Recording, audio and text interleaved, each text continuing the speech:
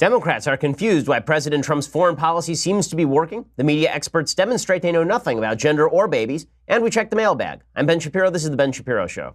On today's show, plus, I'm going to tell you a little bit later in the show who our special guest is for our Sunday special. It's somebody that you know, somebody that I think that you will like. Our lineup is really good. We've been starting to reach out to a lot of folks for the Sunday special, and the guests that we're having are really first rate. But before I get to any of today's news, first I want to say thanks to our sponsors over at Birch Gold. So, Birch Gold is the place to go if you're interested in diversifying a little bit of your portfolio. Obviously, the stock market is doing really well. The dollar is quite strong right now. All of that is wonderful, but things change. And this is why you should hedge your bets at least a little bit and have some of your money in precious metals. That's what Birch Gold can do for you. They are the company I trust with precious metal purchases. And right now, thanks to a little-known IRS tax law, you can even move your IRA or eligible 401k into an IRA backed by physical gold and silver. They have a long-standing track record of continued success with thousands of satisfied clients, countless five-star reviews, and A-plus rating with the Better Business Bureau. Ask all of your questions to my friends over at Birch Gold Group. And when you call them up right now, when you contact them, you can get a free information kit on physical precious metals. This comprehensive 16-page kit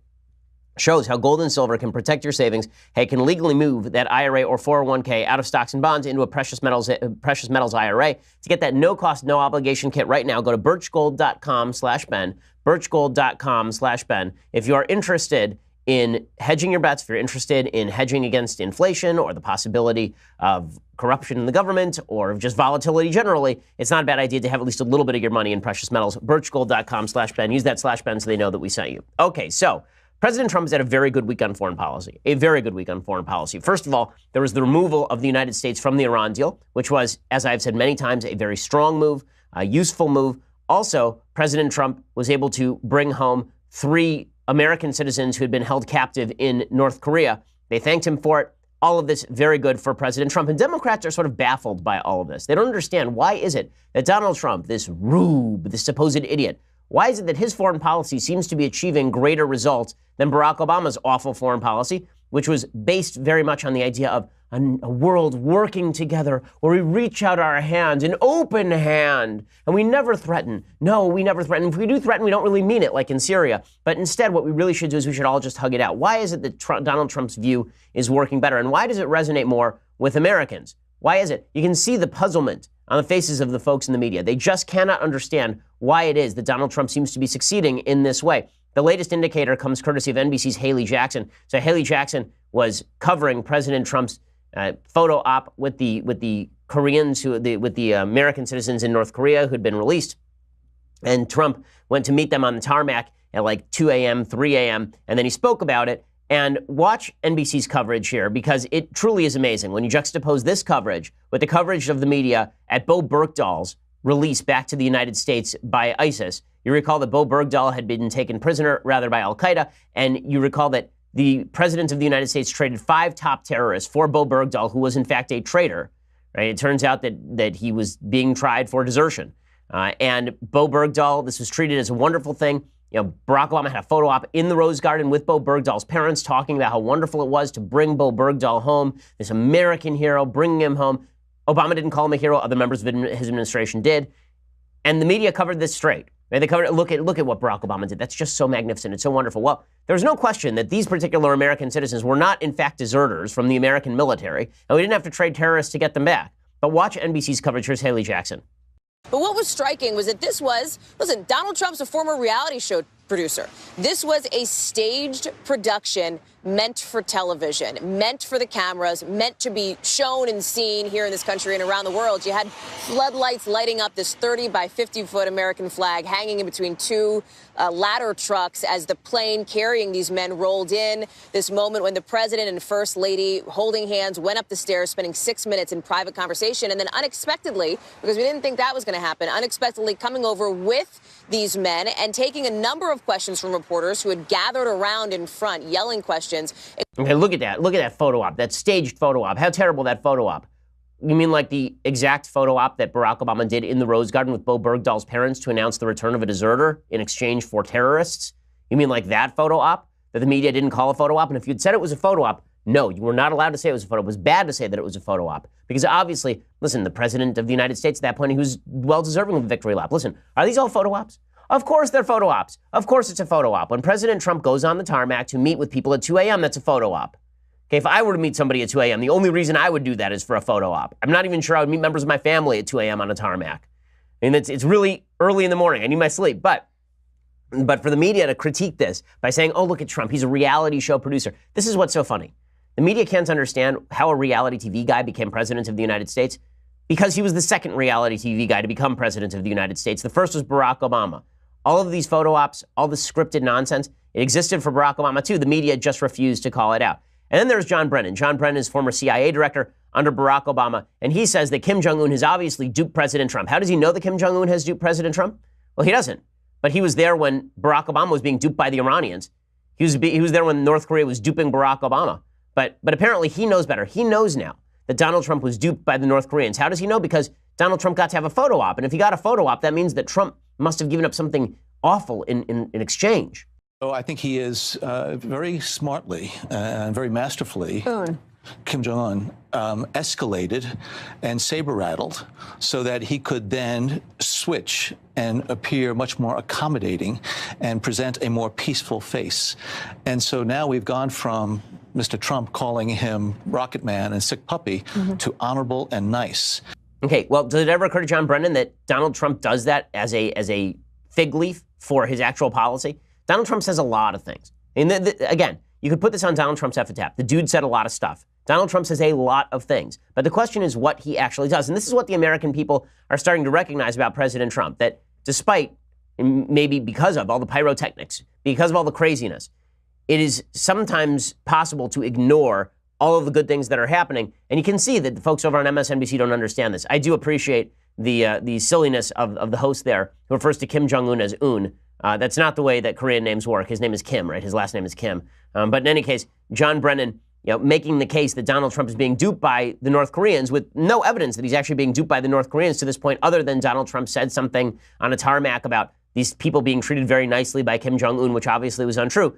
Trump says a lot of stuff, right? File that one under Trump says a lot of stuff. But for a guy who's a dupe, he seems to be doing pretty decently at this, and at least he's surrounding himself with people who are certainly not being duped. Now, speaking of Democrats who say that Trump is being duped, Nancy Pelosi, she of the moving dentures, she suggested that President Trump had failed in his oath to protect and defend the United States by pulling out of the Iran deal.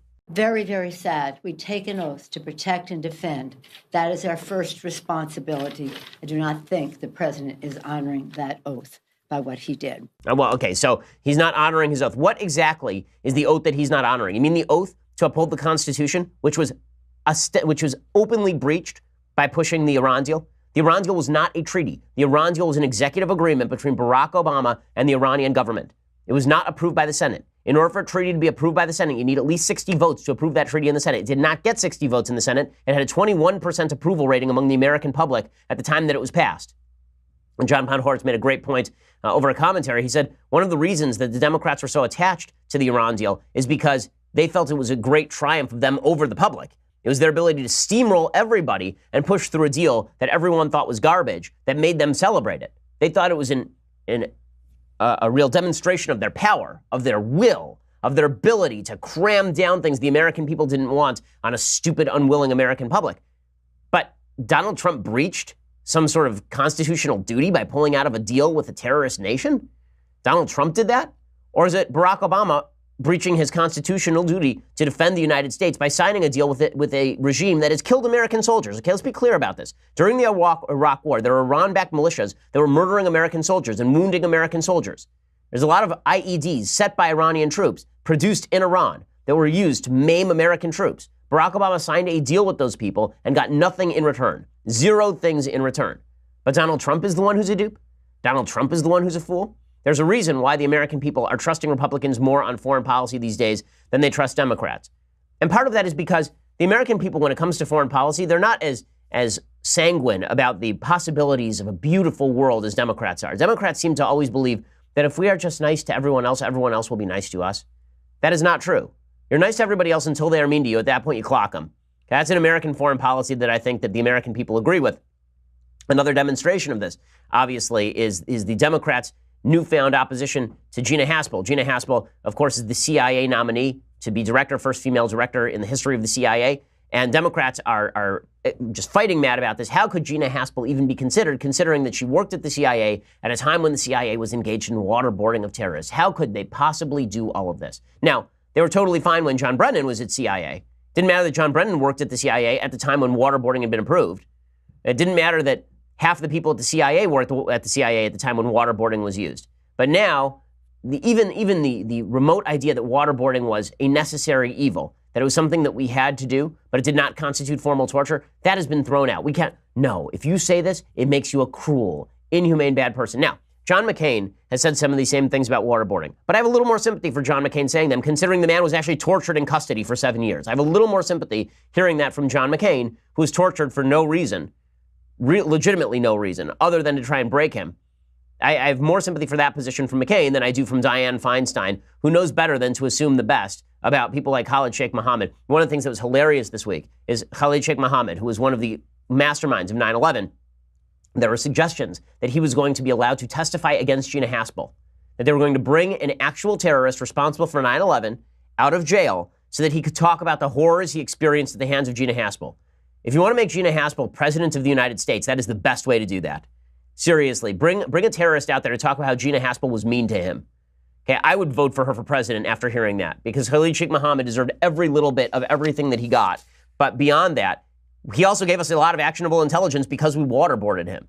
In just a second, I'm going to show you a clip of Dick Cheney. I'm going to play for you a clip of Dick Cheney talking specifically about how Democrats really don't get it, right? He explains why it is that waterboarding was a necessary thing at the time, and again, demonstrates why it is that so many Americans are not going to trust Democrats on foreign policy for quite a while after Barack Obama. But first, I want to say thanks to our sponsors over at Bull and Branch. So, here's the reality. You're not sleeping well. But one of the reasons you're not sleeping well is because you have a set of crappy sheets, right? You just went to your local retailer and you got a set of sheets for like $50 and you slapped them on there and it feels like you're sleeping on plastic.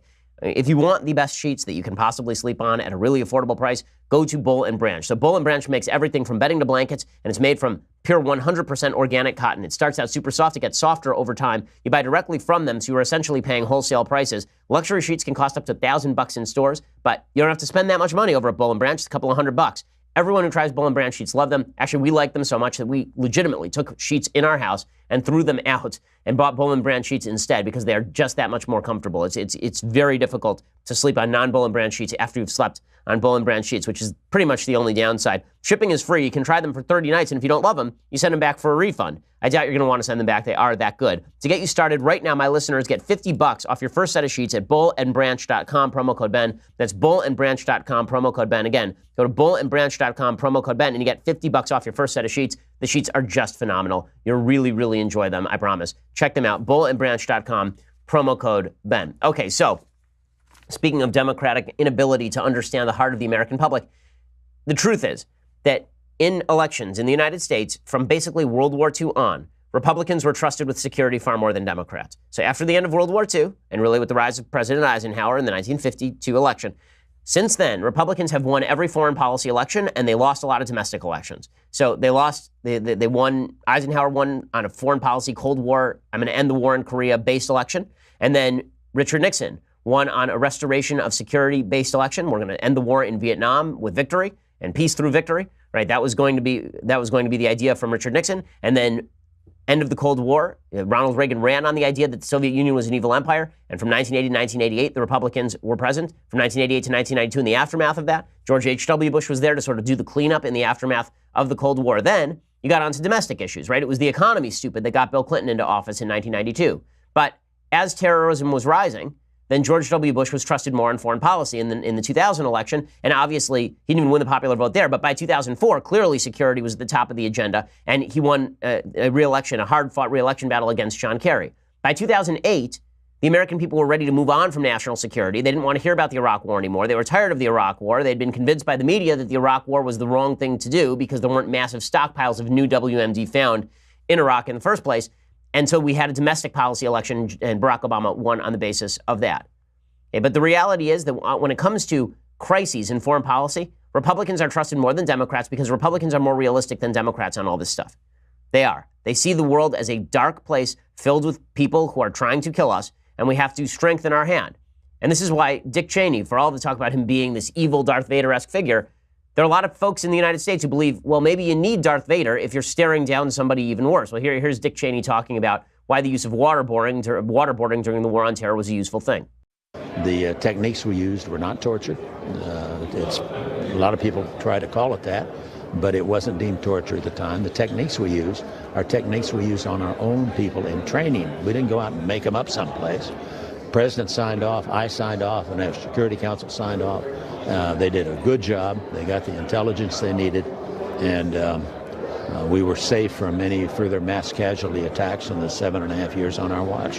So now people want to go back and try to rewrite history. But if it were my call, I'd do it again.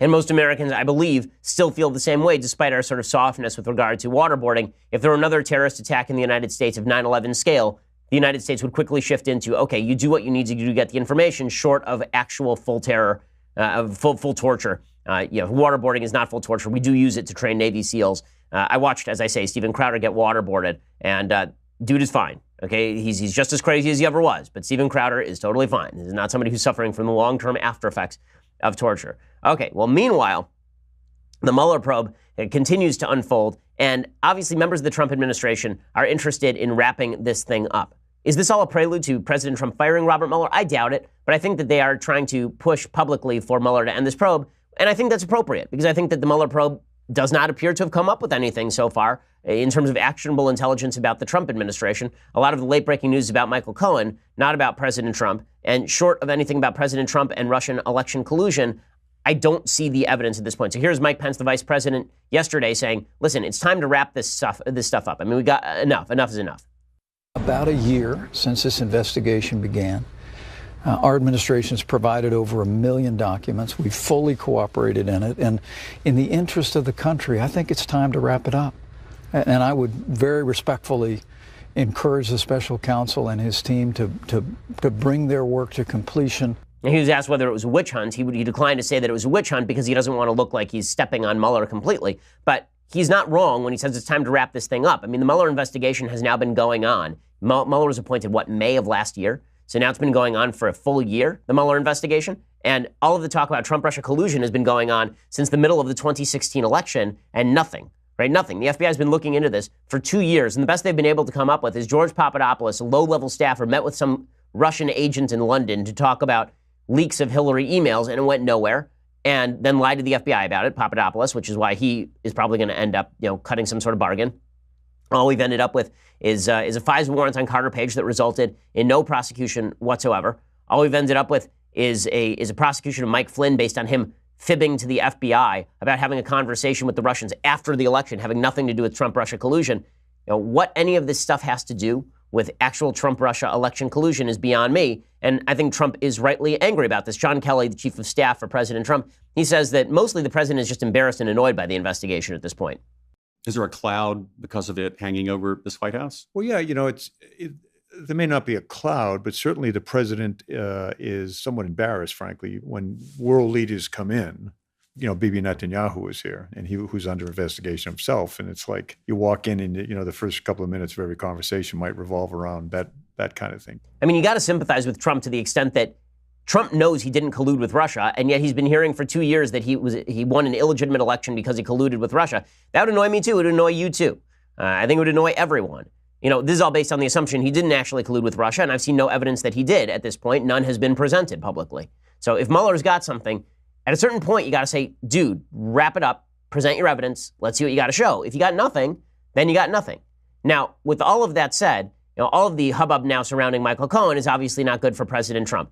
The president has not surrounded himself with the best people. That is very clear. Surrounding himself with Michael Cohen was a foolish move from the very beginning. Michael Cohen is a dunderhead. That is obvious. And the fact that Michael Cohen continues to haunt the president is largely a problem of President Trump's own making. And AT&T announced today that they apologized for ever having given money to Michael Cohen. They were apparently giving money to Michael Cohen in the hopes that he would essentially lobby the president of the United States on the AT&T Time Warner merger. They gave him about $200,000. The head of AT&T's Legislative Affairs Office actually resigned today over all of this, even though no illegal activity took place. They can give Michael Cohen any amount of money they want. It's really up to Michael Cohen to register as a lobbyist. But it does make it difficult for the president of the United States to claim that he's trying to drain the swamp when all the people around him are raking in the cash like Michael Cohen.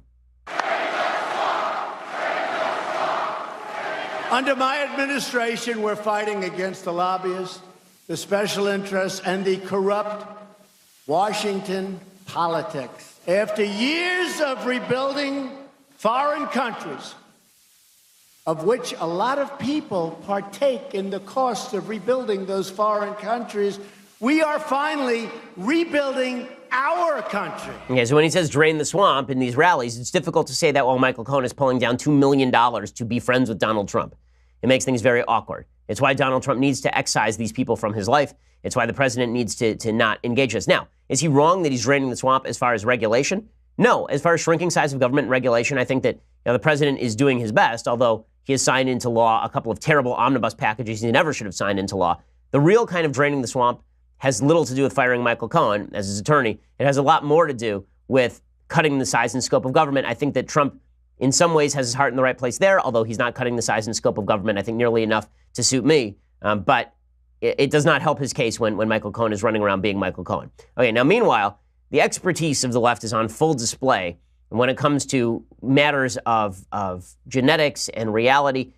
It's so bizarre. There are a lot of folks on the left. I spend my life going to college campuses and being told that I do not fully understand science, I'm going to explain in a second why it is the left that apparently does not fully understand science, at least lately. But first, I want to say thanks to our sponsors over at American Innovation. So American Innovation is a brand new podcast from Wondery, and it's awesome. Okay, I've listened to a few of their first episodes, and it really is good. Okay, the American Innovations is hosted by popular science author Stephen Johnson, and they tell you stories behind a lot of the science that you've heard of, but you don't know the backstory too. So they tell you the full story behind DNA and the mapping of the human genome. They tell you the whole story, the whole backstory behind the rise of the personal computer, how it happened, artificial intelligence, all of these things. You become smarter just by listening to this podcast. It's not a typical science podcast, just a guy talking into a mic about science. You're not only going to hear about the science behind some of America's greatest innovations, you'll actually be immersed in the dramatic moments behind the people, place, and time that led to the amazing discoveries that we are all living in, that we all get to benefit from in our lives. The first 6 episodes are actually written by New York Times bestselling author Sam Keen. You can hear the first 3 episodes right now by searching for American Innovations on Apple Podcasts. So this weekend, when you're not listening to my Sunday special, and when you're not catching up on the Ben Shapiro Show, right? Tomorrow is a Saturday. No new material tomorrow. That means it's time to listen to American Innovations on Apple Podcasts. Wherever you're listening to this, head over to Wondery.fm/Ben. That's Wondery.fm/Ben. Go search for American Innovations on Apple Podcasts or wherever you're listening right now, or head over to Wondery.fm/Ben. The show's really great. It's really fascinating, and you learn a lot. So check it out. Wondery.fm/Ben. And that /Ben lets them know that we sent you. All right. So speaking of science, the left obviously is having some trouble with the science. So this comes up in a couple of different contexts today. Context number one, apparently Donald Trump told John McEnroe, the former number 1 seeded tennis player, who's now, he's got to be pushing 60, John McEnroe. But John McEnroe was apparently at some event, and Donald Trump passed a note up to him offering to pay John McEnroe $1 million if he would play a match with Serena Williams. Here is John McEnroe talking about it. I was calling a match, and suddenly I get this envelope, and it's from Donald Trump, who's promoter galore. Little did I know what was going to end up happening, nor I believe anyone else. So he wrote me a letter, said, dear John, I want to offer you $1 million again to play either Serena or Venus. And so over the course of time, literally, my kids, my daughters have, Dad, I don't know if you can beat Serena. I'm like, God, I didn't even get my kids on my side.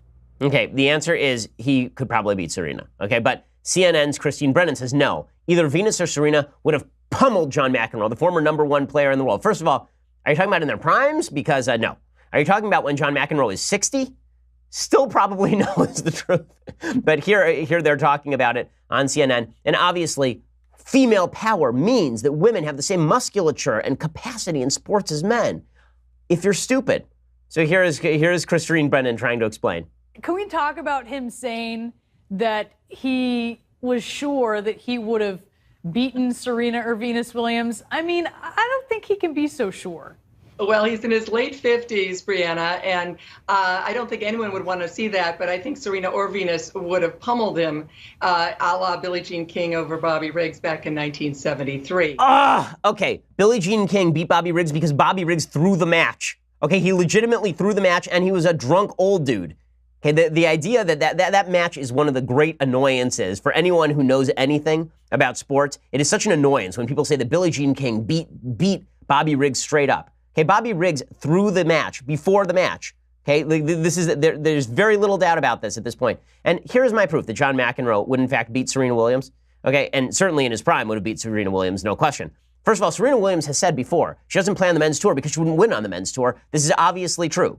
Okay, many years ago, very early in Venus and Serena's career, 1998, Serena Williams decided she thought she could beat some men. So she was in an ATP tour office at the Australian Open, and a guy named Karsten Brash, who you've never heard of because he was an okay player, but he wasn't anything special. He was once a top 40 player at his best. But at this point, when he met Serena Williams in 1998, he was ranked 203rd in the world. 203rd in the world.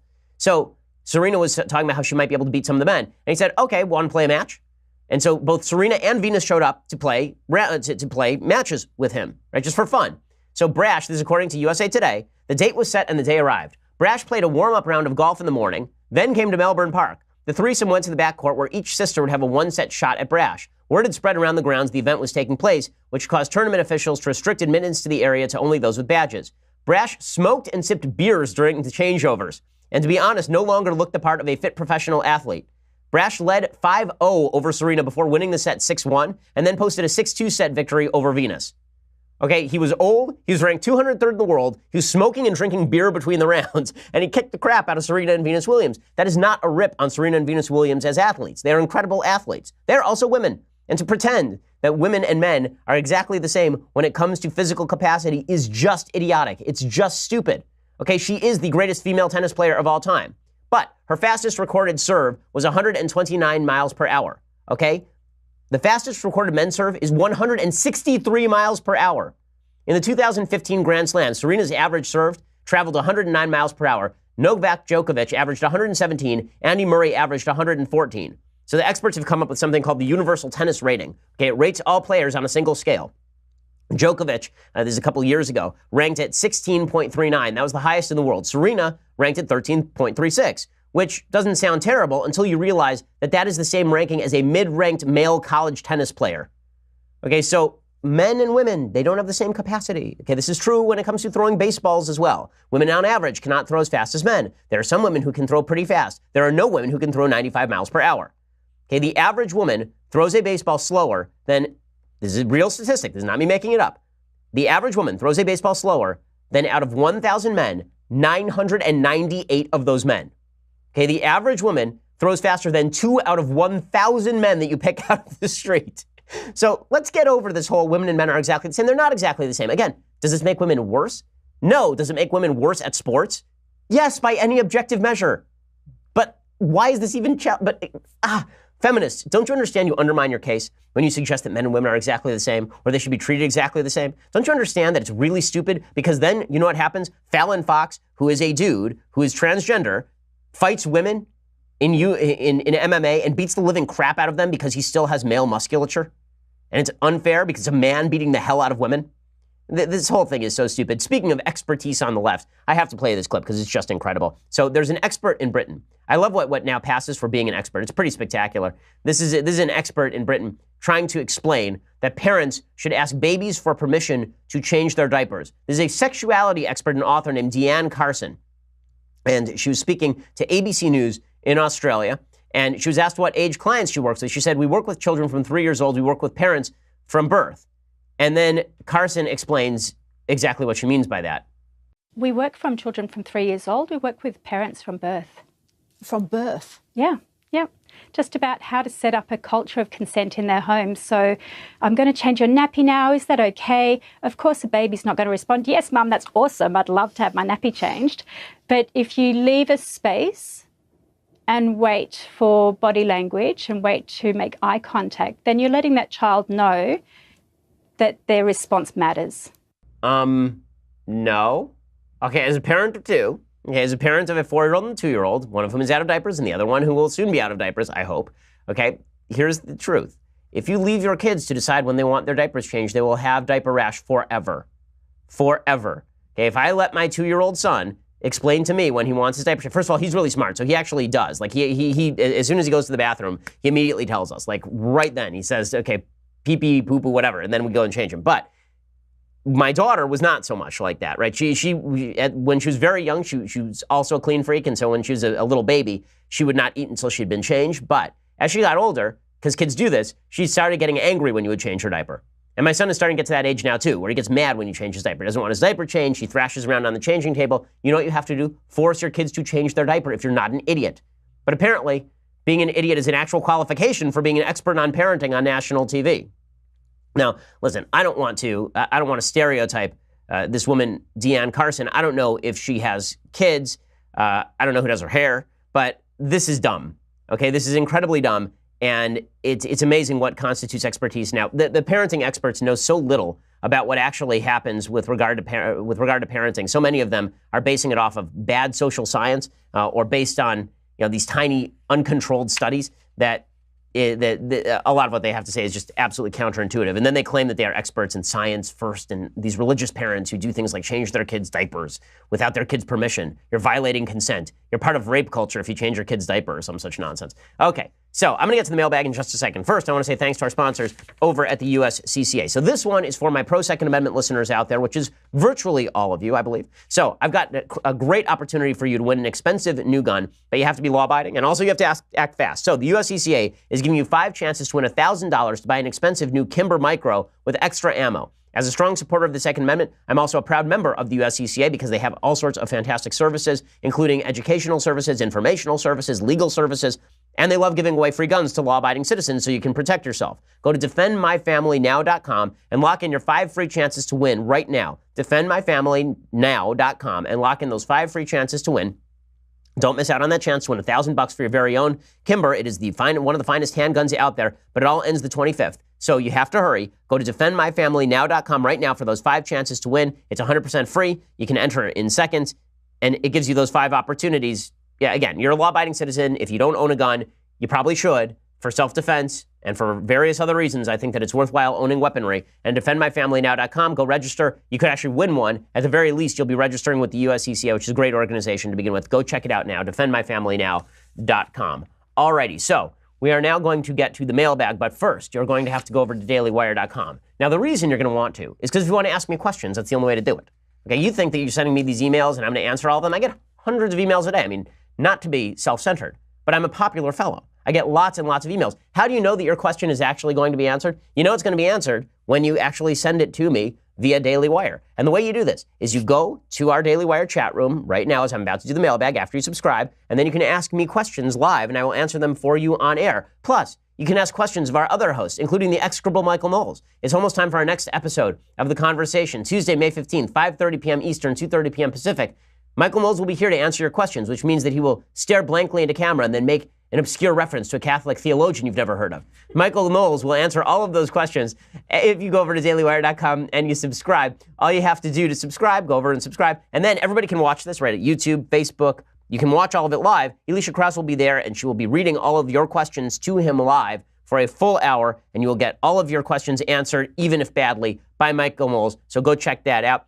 Plus, you should subscribe also because it helps us bring you the show. Okay, let's be honest about this. It is your subscriptions that allow us to bring you the show and allow us to bring you the Sunday specials. Our new Sunday special it's coming up on Sunday because it's Sunday special, if you didn't get that from the name. And we are featuring Dave Rubin. So Dave Rubin stops by for the full hour, as Larry King might say. And it is excellent. It's a lot of fun to listen to. You've seen a lot of hubbub about the intellectual dark web this week. Well, Dave is a charter member and a connector within the intellectual dark web, and we'll have full discussions about Dave's philosophy and the stuff that Dave has to say. Well, and here's a little bit of what it sounded like when I sat down with Dave Rubin. One of the great things about Dave Rubin is that the first time I was introduced to you, I think was probably on your show. I don't think we knew each other before I was on your show. And you are, I think, one of the best interviewers in the business. So people normally see stuff like this and expect us to see the chairs reversed. Yeah. But what's really fun about this is I actually want to ask you about some of your own journey, because you don't actually get to talk about that too much on your show. Very quickly, though, just for the record, clearly, by you being an interviewer, you stole this from me. I was the one that came up with the idea of the interview. No question. People sitting there talking it out. That was cultural appropriation. And you have culturally appropriated it from me. I just want to put that. Oh yeah, and then just like America, we're going to culturally appropriate from others, and then we're going to make the best of it and make more money. So I mean, that's our actual plan.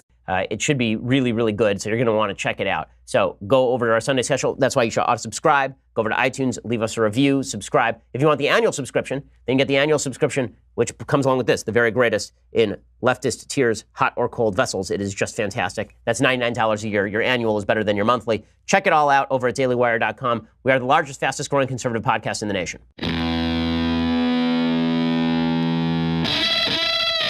Alrighty, it is time to mailbag it up. So let's do this thing. So Jim says, hello, Ben. As a father of 3 beautiful girls, I feel it behooves me to make the world a better place for them. I personally think our national debt needs to be reconciled above all else, and that entails entitlement reform no politician wants to discuss. What do you think is the number one threat the next generation faces, and how can we fix it today? Well, I think in terms of government, that's exactly right. I mean, in terms of government, the blowing out of the national debt and the creation of a fiscally irresponsible deficit that's going to be paid off by our kids and our kids' kids is really awful. It's one of the things that Paul Ryan was trying to push. It's one of the shortcomings of President Trump, who really doesn't care too much about entitlement reform. He thinks it's politically toxic.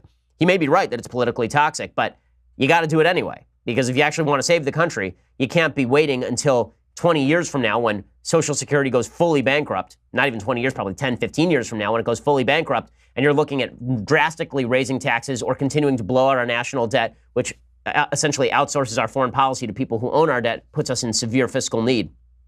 So that's stuff Republicans ought to be pursuing right now, and they ought to be making strong moral arguments for why Social Security needs to be restructured. I think young people in particular are willing to hear that argument. And if they care about Social Security, they're willing to hear you don't want your taxes raised and you want more money back from the government. You can have both of these things. All we have to do is make Social Security a private thing as opposed to making it a public thing.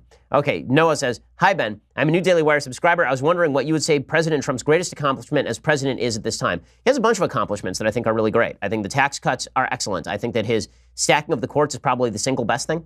His stacking of the courts with conservatives who are going to be on those courts for decades is an excellent, necessary thing, because otherwise the judiciary just becomes a tool of the left. Beyond that, obviously the movement of the embassy to Jerusalem, pulling out of the Iran deal, all of that is terrific. Cutting down on regulation. The man's got a lot of accomplishments. I mean, I can't be unhappy with his policy so far. I think his policy so far has been terrific. As I've said, 2 top members of the administration, A- on executive policy, C+ on legislative policy, D to F on rhetoric. I think his rhetoric has improved of late. He hasn't had any big Charlottesville boo-boos as he used to. Hopefully that lasts, but it's a day ending in Y, so there'll be a tweet storm coming soon. Susan says, question, hey Ben, you clearly have amazing recall. I imagine much of that is IQ, but any tips for the layperson of the world to help us keep our memory sharp? Well, when it comes to actively attempting to memorize, I'm lucky because I have a pretty good memory for things I want to think about. But what I do find helps is writing stuff down. So not even looking back at what you've written down, but the very act of writing things down is very helpful. It's a good study method for kids who are in school. If you're in high school, you're in junior high, you're trying to study for a test. Write things and write them by hand, not type. Okay? Typing, it doesn't get in your head quite as much. Grab a pen, write down the stuff you want to remember. The very act of writing almost engraves it on your memory. So I would highly recommend that as a memory tool. Also, you then have notes that you can later use. I make a mistake, I think, when I read books. I've had this discussion with a couple of people in recent interviews. Jordan Peterson, most specifically, I think, talked about highlighting books. I believe it was Jordan. I am not somebody who highlights my books because I have a lot of reverence for the written word and for books, and I don't like defacing my books. But I was hearing from, it wasn't Jordan, it was somebody else, and it's going to annoy me now. So my memory ain't that great. But what he was saying is that it was Glenn Beck. It was Glenn. So Glenn was saying that he enjoyed highlighting books specifically because he would take notes in the margins of books. And then his kids are always fascinated by his thought process as he was reading, which I think is actually kind of a cool thing. So writing in books, writing stuff down is probably the best way to approach that. John says, hi, Ben. How will Obamacare work now that the Tax Cuts and Jobs Act repealed its funding mechanism in the individual mandate? Since it is a mandatory expenditure, wouldn't other tax dollars now have to be allocated to it, or will it just cease to exist? Thanks, love the show. This is the big question. After you get rid of the individual mandate, which was the funding mechanism to pay for all of the increased costs through regulation of Obamacare, the only way that you're going to be able to bring costs down in the individual marketplace is by getting rid of regulation or by subsidizing. The federal government has chosen to subsidize, which is why I'm not in love with just getting rid of the individual mandate alone. That's good, but you're going to have to do more than that. Otherwise, you're going to be blamed for an increase in the price of individual health care plans. So this is why getting rid of regulation is what was deeply necessary and unfortunately did not happen. That's a major shortcoming of Republican Congress, and it behooves us to remember that. Chris says, Ben, can you explain the central banking system and the purpose of the Federal Reserve, the positive and negative sides alike, please? So the Federal Reserve was originally established in the beginning of the Depression, basically. And it was established in order to say to banks that if you lose all of your money, we can provide you a certain percentage of your money back to you. So this is why the FDIC, the Federal Deposit Insurance Corporation, ensures that the first, I believe, $200,000 of money that you have in the bank, you will get back regardless of whether the bank goes bust. This is the federal government saying that it's trying to prevent runs on bank. The way it used to work is that if there was a bank and it had a certain amount of money in the bank never has as much money in the bank as it owes to people, right? Because when you give money to the bank doesn't just keep it in the back room. The bank lends that out to people at interest. That's how the bank makes its money. Well, what happens if everybody who has their money stored in the bank goes and asks for their money at the same time? The bank doesn't have that money. It goes bankrupt and it starts trying to call in loans. Right? This is what happened at the beginning of the Great Depression. Everybody started going to the bank and withdrawing their money from the bank. So the solution by the federal government was the Federal Deposit Insurance Corporation, which is run by the Fed. And the idea there was that they were going to be able to insure your losses by banks. Now, the problem with this is it does create a significant amount of moral hazard. Moral hazard being that banks can now be loosey-goosey about the amount of money that they lend out, knowing that the federal government is going to back their play at the end or bail them out in the end. And this has been the problem with the Fed from the beginning, is the possibility of moral hazard where people act irresponsibly and then the federal government bails them out, as we saw actually in 2008, 2009. The Fed has some other stuff that it does in conjunction with the Department of the Treasury. The Department of the Treasury sells bonds, stocks and bonds, and the Federal Reserve works with the government, the Department of the Treasury, in order to provide the dollars that are used in the sales of stocks and bonds. So when the government buys back bonds, for example, they're trying to take more bonds out of the market. They're trying to inflate the currency or the amount of currency that's in circulation. Milton Friedman was a big fan of the Fed, actually. He thought that the Fed should set a standard growth rate in the amount of money in circulation on a particular year-by-year basis, is like 2%. Then there are people who are Chicago school economists think the Fed ought to exist and the Fed ought to have control over the amount of money in circulation. And then there's the Vienna School of Economics, which suggests that we should be on a gold standard and the government shouldn't be able to manipulate the amount of currency that's in circulation. That happens through a sort of complex process between the Fed and the Department of the Treasury. I tend to be on the Vienna School of Economics side. I'm not a big fan of the Federal Reserve. I think the Federal Reserve, it creates a sense of security that I think is unwarranted. And that leads, again, companies to rely on the federal government to bail them out. And now bailouts are enshrined in the Dodd-Frank Act, and that really needs to be gutted as well. I mean, that's something else that the Republicans ought to be pursuing right now as well. Okay, let's see. Harrison says, hey, Ben, I was wondering what your opinion is of a negative income tax such as the one proposed by Milton Friedman as an alternative to the welfare state. So as an alternative to the welfare state, I'm for it. As an adjunct to the welfare state, I'm against it. So the negative income tax is that idea that based on your income, we basically guarantee you a minimum income. It's basically a universal basic income. He says that you should have a negative income tax based on the amount of money that you make, and we will sign a check to you back from the federal government for a particular amount of money, but it's not going to be dependent on the amount of money that you make completely, and it's also not going to require that you be single, for example, that you're a single mother. And it's not going to be welfare state based. It's going to be a certain sliding scale that we give you of a consistent amount of money that goes into your bank account, and that is what it is. And it would be a lot cheaper than the welfare state, no question. You wouldn't need the infrastructure of the welfare state. So I agree that as an alternative to the welfare state, it would be great. I tend to oppose both of them because I don't think that that's a useful thing, and rely instead on private charity. Thomas says, hi, Ben. In regards to progressivism plaguing the nation, do you see America ever returning to its more conservative Judeo-Christian roots, and what would it take to get us there? I think that what it would take to get us there is to recognize that our moral roots are Judeo-Christian, whether you like it or not. This is an argument that I've been having repeatedly with a lot of folks who are Enlightenment thinkers, neo-Enlightenment thinkers. I've had this argument now with Sam Harris and with not really with Jonah Goldberg openly, but I would certainly like to discuss it with Jonah. I think he'd probably agree with me, actually. And I've had this argument with Michael Shermer. There are a lot of people who are, I've had this argument about Steven Pinker. Enlightenment thinking is rooted in Judeo-Christian values. You want to get people back to Judeo-Christian values, what you say is, listen, all the stuff that's around you, that was built by Judeo-Christian civilization. So maybe it would behoove you to study the foundational documents of the Judeo-Christian vision, and then to see how those documents have been interpreted over the last several thousand years to bring us here. Okay, because there's this myth that's going around that what happened is that in the 18th century, late 18th century, early 19th century, there was a vast shift in public thinking. And the thinking went, we reject the Bible. And from that came everything grand. That is a lie. It is not historically true. It is not philosophically true. It is not morally true. And I think that we need to debunk that if we are actually going to fight for Judeo-Christian values. Okay. Derek says, salutations, Ben. I want to ask, why does the left hate Western culture Almost everything great about the modern world is due to the progress of Western civilization, yet the left loathes the very foundations that made such an incredible world. It's mind-boggling. Sincerely, Derek. Well, I think that what the left sees when they see Western civilization is inequality. So the reason the left hates Western civilization is because the left says, as Marx said, that individual human beings are created by the system in which we live. We don't have free will in the sense that we can really move beyond the system. What we have to do is tear down the system. We have to tear it out at its roots, and then we can build a better, more utopian world. And from that utopian world will come a transcendental man, will come a new type of human being who's kinder and more generous and better to other human beings. But that can only change if you get rid of the system itself. And so what the left tends to focus on is all of the shortcomings of the system. So what are the shortcomings of the system in the freest, most prosperous time in human history? Well, the shortcomings of the system are lack of soul. So throughout the 20th century, the left kept saying that even during the 1950s, when everybody was booming and it seemed like America was finally starting to move beyond its racial problem. I mean, the civil rights movement really starts in the 50s, not the 60s. And there's real change coming in America, all of it good, or at least a large part of it good. Feminism is early, first stage feminism is beginning, and all of that is good. The left says, no, the reason there is sexism, the reason there is racism, the reason there is brutality is because of this capitalist system. And all of these people who you see who are engaged in the capitalist system are truly empty souls. These are people who have nothing to live for. They're just shells of their former self. They're missing meaning. And that missing meaning is a generation of Western civilization. It was generated by Western civilization. So all we have to do is get rid of all of these Western civilized notions about freedom, individual rights. We have to get rid of this whole shtick about capitalism. And when we do that, we'll have a better human being and a better world.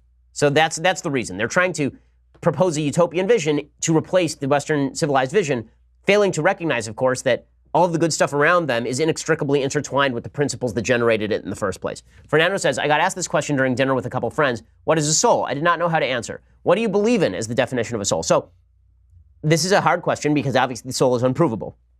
It's not verifiable. There's no real way to tell what a soul is. So there are various definitions of the soul. So Thomas Aquinas has an interesting definition of the soul. He says that basically people are made up of form and matter.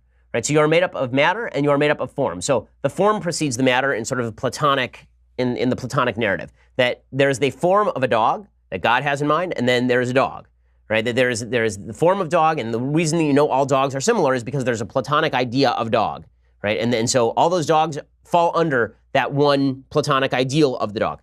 The same thing holds true with regard to form and matter, sort of according to Aquinas. So the idea there is that there is a form of you, right? There's a form of man, and that encompasses what you are, and that survives death, but it is more than your constituent parts, in other words, and that's what the soul is. So the form is the soul. So whether that survives death or not, the idea is that the form is you, and it's not just your constituent parts. I think there's something to that. I also think that there's a good case to be made that the soul is what animates you, that when you die, the soul obviously leaves your body. And what we mean by that is that the animating force that allows you to live and think and make decisions freely has now left you. And so that's what I think the soul is. What the soul does after death is beyond me. I don't know the answer. No one knows the answer because unless you're a Christian, you believe Jesus came back to tell everybody. There are very few people who have come back to tell anybody about what happens after death. I have my own theories as to what happens after death. But those theories, actually, we'll be discussing that, I think, in a coming Sunday special sometime pretty soon. Okay, one more of these? Okay, one more. Natalie says, Hi, Ben. I'm currently an intern at a big corporate law firm. I'm starting law school next year. While the work of an attorney interests and excites me, I'm growing concerned about balancing the demands of corporate law and family life. I look around at this law firm and see a lot of very successful females, but most of them, especially partners and high-level associates, are not married and do not have kids. Since more than anything else, I want to get married and have children in the future. Oh, Michelle Obama thinks you're a terrible person. Do you think it is possible for a female to be both a good corporate attorney and a good wife and mother at the same time? Thanks. So I think the answer is it is certainly possible to be a good corporate attorney and a good wife and mother. I do think that there are trade-offs, and to pretend that there are no trade-offs is to ignore reality. Hours that you spend at work are hours that you're not spending at home, and hours that you spend at home are not hours that you are spending at work. And I do not think that a good corporate law job substitutes for having a happy home life. I think almost nothing substitutes for having a happy home life. And I'm speaking to someone whose wife works extraordinarily long hours, right? My wife works really long hours. Like today, she took off from the house at 7:45. She'll be back tonight at 6:30. That is a normal day for her. That is a good rotation for her. Her prior rotation, she was going in at 5 a.m. and she was coming back at 10 p. some days. Okay, that is hard. And that's hard on the family. And it's hard on the kids. We've made provision for that, right? I'm home a lot more than she is. My parents are over a lot. We have a nanny, right? All of these things are great. But is it a trade-off? Of course it's a trade-off, and it's a trade-off that she struggles with and she feels every day. I think one of the great lies that feminism has told to women is you can have it all. You can have a lot of good things, but to pretend that there are no trade-offs among those things is to be foolish. I just don't think that that's true in any real sense. Okay, time for a thing I hate, and then a thing I like, and then some things that I hate. So the thing I like, there's a movie that's now available on Amazon Prime. It's called Last Flag Flying. It's really good for the acting. You know, it's very anti-war, obviously, because every movie that Hollywood has ever produced since the Vietnam War has been an anti-war movie, basically. There are a couple of exceptions, like 12 Strong is an exception. But this movie, the acting is really first-rate. It's Bryan Cranston and Lawrence Fishburne and Steve Carell. Cranston is, of course, the highlight of the show. He really is terrific in this film. But Lawrence Fishburne turns in a really good performance as well. Basically, the story is these three guys were in the army together in Vietnam back during the Vietnam War, and now Steve Carell's son was in the Marines. His son was killed. And he tries to go get these two guys to come with him to pick up his son's body and bring it to Arlington. But it turns out that the Army has lied to him about how his son died, and now he doesn't want to bury his son in Arlington. Instead, he wants to bury his son back home. Here's a little bit of the preview. You know what amazes me about you? Well, it could be anything. I'm a pretty amazing guy. You turn the keys to your bar over to the guy who's asleep on your pool table, and then you jump in your car and you drive me to hell and gone, and you don't even know where we're going. Ask the question, am I willing to surrender to God? What the hell happened to Mueller the Mauler? First-class drinker, gambler. I see we have some visitors amongst us here today. We were in the service together with your pastor. I haven't seen these men in decades. They represent a dark period in my life. That went down awfully quick. Drinking for two now that you got old and boring. Shine down a light on me. Because of my son. I'm not a huge Richard Linklater fan as a general rule, but the movie's actually quite good. And the acting, more than anything else, it really is a showcase for the three performers involved. So if you like good acting and the script is entertaining, even if it's anti-war, it's really anti-Iraq war. And there are a couple of lines. The assumption in Hollywood always is that the Iraq war was a terrible, terrible, awful, horrible, terrible, terrible mistake. And so everything they ever say about the Iraq war is based on that argument, which I think is a deeply flawed argument. But it is still worth the watch if you're just looking for some solid performances. Okay, time for some things that I hate. All right, so I have to show you this clip from April Ryan. April Ryan is, of course, the White House correspondent. I can never remember which outlet she is for, but she's a White House reporter. She was on CNN last night, and she was discussing Melania Trump. And she's for American Urban Radio Networks. And here's what April Ryan had to say about Melania Trump. It's just an amazing thing, right? She's allowed to get away with this. So John Kelly, who's the White House chief of staff, is being accused of racism today because he suggested that a lot of illegal immigrants who come to the United States are undereducated, which is technically true. Okay, that is just a fact. A lot of illegal immigrants who come to the United States are undereducated. But April Ryan is not considered in any way xenophobic for saying this about Melania Trump. She wants to show young people how it's done and do it right, and they will pick up those habits. I wonder if the president will change, but there are realities. There are a lot of realities that she's dealing with. This is a first lady who is not culturally American, but she is learning the ways. I don't even know what that means. That Melania Trump is not culturally American. What exactly does that mean? She has a foreign accent? And what about Melania Trump is not culturally American? She seems pretty culturally American to me. It's amazing. If somebody were to say that on the right about anybody on the left with an accent, then it would be, oh my God, racism, xenophobia, terrible, how could you? What about that person is bad? My in-laws are culturally American. They have very strong Israeli accents. They're culturally American. They've been living in America since my wife was 12 years old, which means that they've been here. I'm not going to give away my wife's age, but they've been here for a little while. Okay, my wife wouldn't care, honestly. So she's been there for 18 years. My wife's 30. She doesn't care. But the truth is that April Ryan's allowed to get away with this because April Ryan, obviously, is a member of a minority group. And if you're a member of a minority group, then you can say anything about any other member of a minority group. My proof being that the members of the Women's March, who are members of minority groups, can hang out with freaking Louis Farrakhan, and everybody just goes, oh, well, whatever. Who cares? Right? Keith Ellison can be an actual anti-Semite, and he's being quoted in the media today saying, I'm very upset that people are calling me an anti-Semite. I think that it's awful they're calling me an anti-Semite. I'm more upset that you are an anti-Semite, dude, but you're allowed to get away with it because if you have the right skin color, apparently you're allowed to be a racist, which is really awful, awful, awful stuff. Okay, other things that I hate. So George Stephanopoulos just doing yeoman's work on behalf of NBC. Yeah, George Stephanopoulos does have a long history of defending people who are accused of sexual misconduct going all the way back to the Clinton days. Tom Brokaw has been accused of sexual harassment by Linda Vester, who is a former reporter at NBC News, or at ABC News, rather. And this is pretty funny because George Stephanopoulos rushes to Tom Brokaw's defense. Tom Brokaw's pretty angry. He says he was ambushed, says he was perp walked. What's your response? Well, I expected a denial. That is what harassers generally do. What I didn't expect was such a personal attack.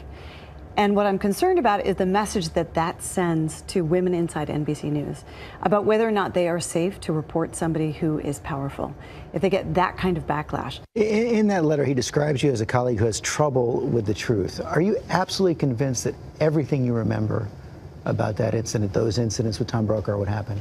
George, my memory of those incidents is crystal clear.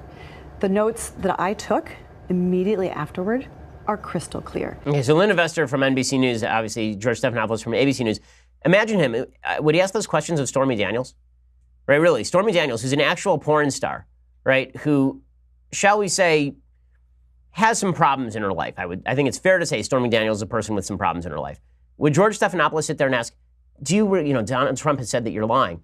Do you truly recall what happened? Are you sure you recall every minute of what happened? We say, he's very upset, Donald Trump. He's very, very upset with you.